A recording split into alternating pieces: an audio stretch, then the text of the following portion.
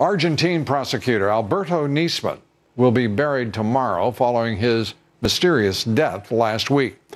Nisman found dead just a day before he was to testify about allegations that the president of Argentina had conspired with Iran to cover up a 1994 bombing.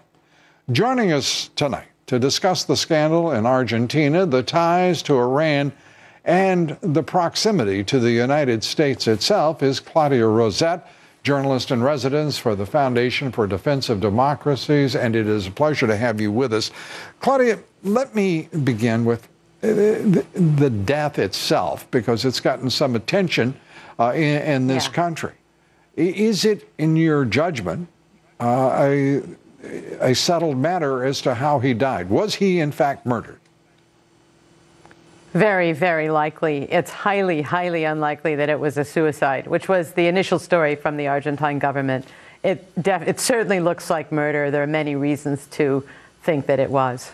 And amongst those reasons, the fact that there was no, at least we are told, no gun residue, no gunpowder residue on his hands as there would have been had he fired the weapon. What is there about Iran's influence in this, and a 20-year-old case that makes it so compelling, so important right now in current Argentine politics, that this man could have been murdered, that he has been stopped at every turn over the course of that period from revealing information about Iranian involvement? Well, Lou, one of the reasons it's very likely it was murder is that he had been, with incredible dedication and courage, pursuing this case for more than 10 years. And this bombing in 1994 in Argentina, which was the worst terrorist attack in the Western Hemisphere until prior to 9/11. 85 people killed in a Jewish community center. Yeah. 85. Yeah. It was absolutely terrible. When you go into the individual stories, it's awful, and many more injured. This was not, however, a 21-year-old case alone. What Alberto Nisman began to uncover as he dug into it was Iran's extensive terror networks throughout the Western Hemisphere. This is a network, and tracking back to Tehran, where Argentina had been, as he described it to me in an interview in 2009 when he was visiting New York, a major entry point for Iran to infiltrate Latin America way back in the 1980s, shortly after the Islamic Revolution. And it spread and spread with many of the same characters. And also he found the techniques, the methods, replicated in one place after another, basically from Argentina right up to New York.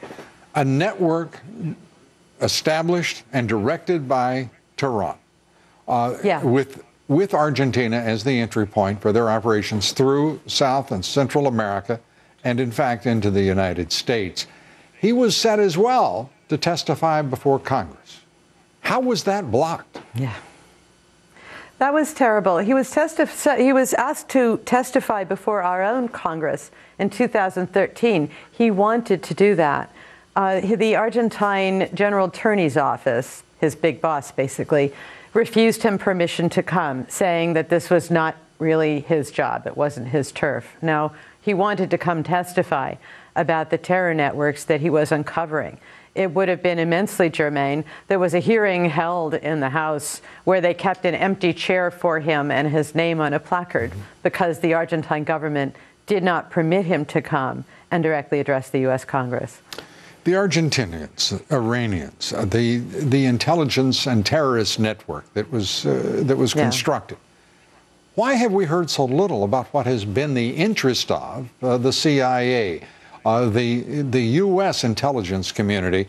Because it seems their interest should be, well, vigorous to say the least.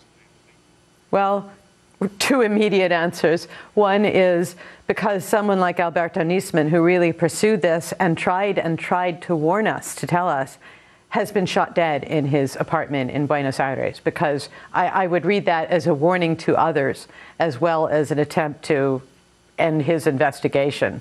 It certainly has silenced him as an individual. The broader question is, why is our own government not warning us about this, not telling us in great detail? And one of the major reasons is that the administration, the Obama administration, is extremely keen to cut a nuclear deal with Iran, keen to the point where we, the public, are not hearing full stories on a great many things that Iran is doing right now. This being one of them, the organization of terror networks in the Western Hemisphere, which is of extreme importance, actually, and has extended to terrorist plots in very recent years.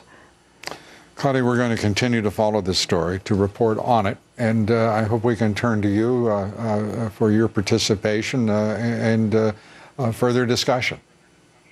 Yes, Claudia, with pleasure. Thank you. Claudia, thank you so much. Claudia Rosett.